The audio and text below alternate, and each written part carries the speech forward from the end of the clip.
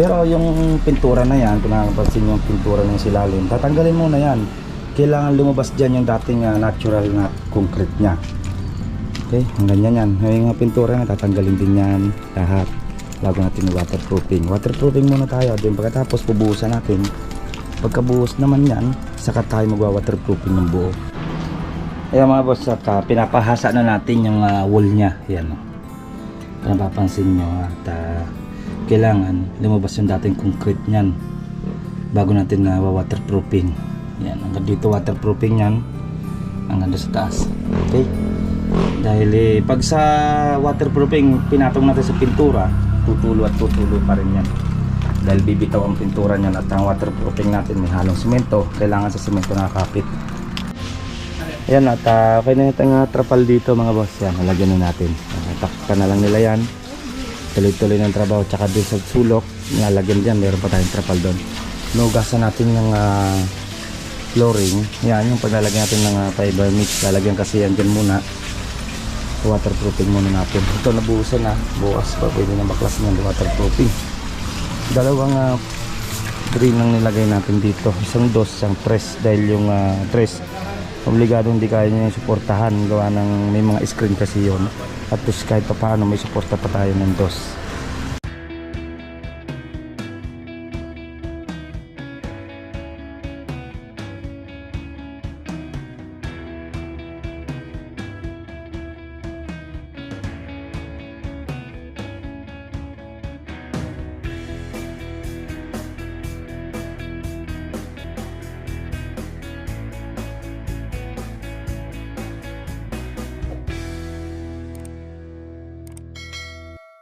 Yan mga boss, at good morning, welcome back ulit sa ating YouTube channel. Ito yung panibagong project dito sa Avida Ayala, San Rafael, Santo Tomas sa Batangas. Okay, pinatanggal na natin yung mga tiles. Ayan, kung nakapansin nyo, waterproofing natin to. Bubuhusan mo natin ng bago na maayos yung cleave nya, para yung tubig nya hindi nag-i-stack. Okay, tara samahan nyo ako, konting pasilip tayo dito sa ating bagong project. Let's go. Yan mga boss, at na-start na yung ating project dito sa Avida Ayala, sa Rafael Estates. Ayan, at natanggal na yung tiles natin dito, dry pack na lang yung natira nya. Hindi na natin kailangan bubugin yan, kasi hindi naman to yung flooring doon sa mismong ground floor o sa lupa. Kumbaga flooring to dito sa second floor. Kumbaga sakaling pag binugbog pa natin yan, delikado pang mapinsala yung ating dating concrete nya. Okay, ayan. Kumbaga itong tiles natin, sinasako na kada punta ng sasakyan natin service dito, yung multicab, inuuwi niya umaga hapon pag inahatid yung ating tropa. Okay, ang gagawin muna natin dito, pinaklinis muna natin, baka malinis na, pinawalis natin, lalagyan natin fiber mix yan, mga siguro ito lang hanggang taas nito, hanggang dito. Yan, kilikili, napaka-importante. Then saka natin bubuhusan ng bago hanggang dito sa kabila, same din yan, yan. Pero yung pintura na yan, kung nakapansin yung pintura ng silalim, tatanggalin muna yan. Kailangan lumabas dyan yung dating natural na concrete nya. Okay, ang ganyan yan. Yung pintura na tatanggalin din yan lahat bago natin waterproofing. Waterproofing muna tayo, then pagkatapos pubuhusan natin. Pagkabuhos naman yan, saka tayo magwa-waterproofing ng buo. Pero laging naulan dito, ayun yung makiling. Andun yung project natin ng Lima Brosa Pastry. Ayun. So, Lima Brosa Pastry. Okay, ayan. At palalagyan natin ng trapal dito, diretso dito sa kabila, para umulan man, for safety ng mga tropa, nandito patatawarin natin. Okay, din yung naglilik sa gilid na yan, kaya kiklibin na natin ang ayos to. Ayan, to lalagyan natin ng pilapil din dito, ng harang, same din dyan, walang harang, naka stainless gutter siya. Kaso naglilik na rin dyan, stainless gutter. Hindi na, tanggal na natin yan, magpo-floor drain tayo ng bago doon. Mga 4, tres na. Tres yung floor, dyan tres ang tubo, tapos dos lang nilagay nila dito. Di kasama pa to sa ulan. Ito nga malaking bubong na to. Asa nga nakatigula din siya. Same sa ginawa natin sa Block 25 ng Lima Brosa. Ito naman pwede naman lagyan to ng gutter dito. Yan. Kasi yung sa amin doon nilagyan namin ng gutter. Okay. Yan. At yung tiles nandyan na rin naman sa baba. Check na. Ayan mga boss, at pinapahasa na natin yung wall nya. Yan o. Kung napapansin nyo, at kailangan lumabas yung dating concrete nyan bago natin na waterproofing. Yan, hanggang dito waterproofing yan, hanggang doon sa taas. Okay? Dahil pag sa waterproofing pinatong natin sa pintura, tutulo at tutulo pa rin yan. Dahil bibitaw ang pintura niyan, at ang waterproofing natin may halong simento, kailangan sa simento nakakapit. Ito na lang ibang kawad na, ay ito na lang ibang tiles natin. And then naasikaso na yung forma, pinupormahan na para dyan sa nilagyan natin na sim din yan. Yan, ganyan din kataas. Dili, tinanggal na yung gutter dito. Yan, nasa na yan o. Yan, nakahasa na. Okay. Yan, tinanggal na yung gutter dito. Yan, wala na yung gutter na nakapatong pala dito. Okay. Yan, lagyan na lang natin yan. Butasan na lang natin yan doon. Yan mga boss, at silip ulit natin itong black, itong ating Avida Ayala. And then sa Rafael. Yan, sinarga na yung ibang tiles natin. Then yung iba ikakarga na rin dito sa ating Kirayubi. Kabalik na doon, hinatid dyan yung mga tropa. Check natin sa second floor mga boss. At pinabutas na natin dito yung gagawin natin na floor drain dito sa taas. Check natin sa taas kung saan tumama yung mga butas. Yan, at puro clear tayo at maubos itong kalat ito. Hindi itong trapal na ano na nila, pinalilatag na. Umulan man for safety na. Tuloy-tuloy ang ating trabaho dito para matapos itong waterproofing natin. Yan, pinahasa na natin yung mga gilid na yan. Yan, gilid na yan. Layo pala. Asaan ito mama? 40 na yan siguro. Asaan? Tinak na. Layo nga ano. 0.50. Laki ng beam nila. Wala ng beam nila ano. Laki. Ano? Kaya tibay talaga. Oh, laki nga ng beam nila. Dito yung beam eh. Okay lang yan. Diyan ang tatamaan niya. 40. Dito na tayo kukuha ng layout. Babatakan pa na doon. Oo, yan na yan. Yan yung bikat niya. Yan yung babatakan doon. Oo.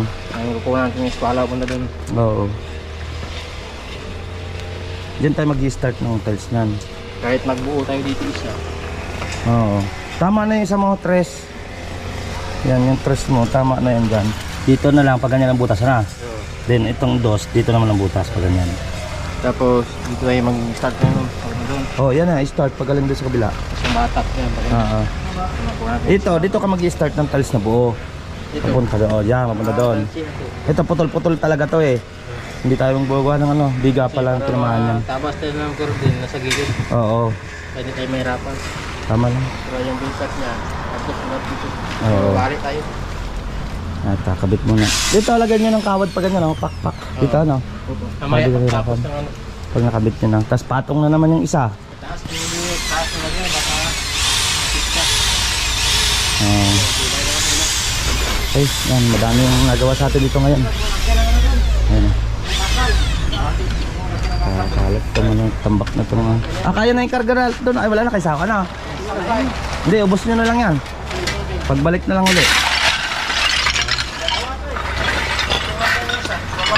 Waterproofing na yung mga boss. Gilid lang muna bago natin buhusan. Hanggang dito yung kanyang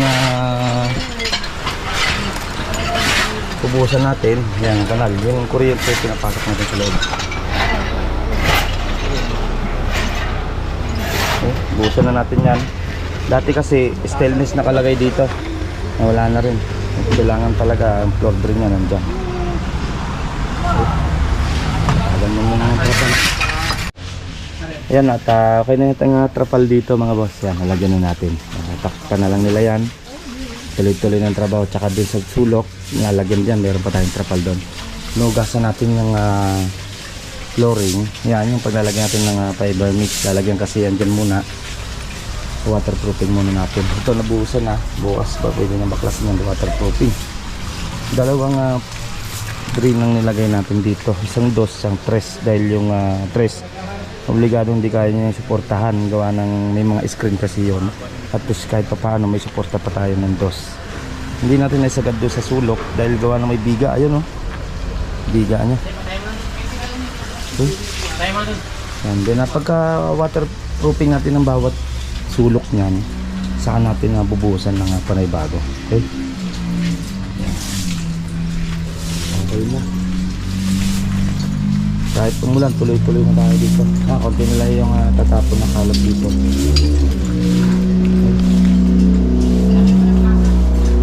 Yan dito, ayun pa, may trapal pa tayo. Tatakpan na lang din naman yan pag sakaling umulan. Gawa na yung ulan dito sa bubong na to. Walang gutter. Dito napatak eh.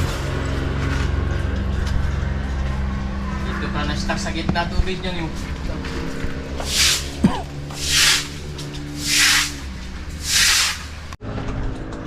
Yun mga boss, at nakita nyo yung konting update natin dito sa konting pasilip natin dito sa bagong project natin. Nabakbak na yung mga tiles nya. Okay, mga nabakbak na yung tiles. Napatanggal na natin, pinapawalis na natin. Then sunod nila dyan, waterproofing muna bawat kilikili bago natin buhusan ng panay bago. And then pagkabuhos nya, automatic waterproofing natin ng bago, kabuuan nya. And then yung pilapil doon sa gilid, lalagyan natin. Tatanggalin natin yung dating gutter dahil hindi naman talaga purpose yun doon na may gutter talaga yung sarili yan doon kasi concrete to eh. Kumbaga naka-tiles, kailangan na may sariling ano sa doon na hindi tatalo yung tubig at nakapag floor drain tayo. Okay, hanggang dito na lang at shoutout kay ma'am at kay sir na may-ari ng unit ito nagpagawa na nagtiwala sa team ng J Oragon. Hanggang dito na lang at ingat-ingat tayo mga boss. Bye bye. Ito pong J Oragon Vlog, napakaganda po ng channel na ito, no? Tungkol po ito sa construction. Actual construction po ang channel na ito, no? Pag pinanood nyo po ito, panalo po kayo sa channel na ito. Napakaganda po ng mga video niya. Lalo na pong magaganda, no? Yung mga iba't ibang design niya. Kakaiba po yung mga iba't ibang design niya sa mga kisame. Subukan nyo po panoorin J Oragon Vlog na ito. Matutuwa po kayo pag pinanood nyo po yung mga video niya. Maraming salamat po.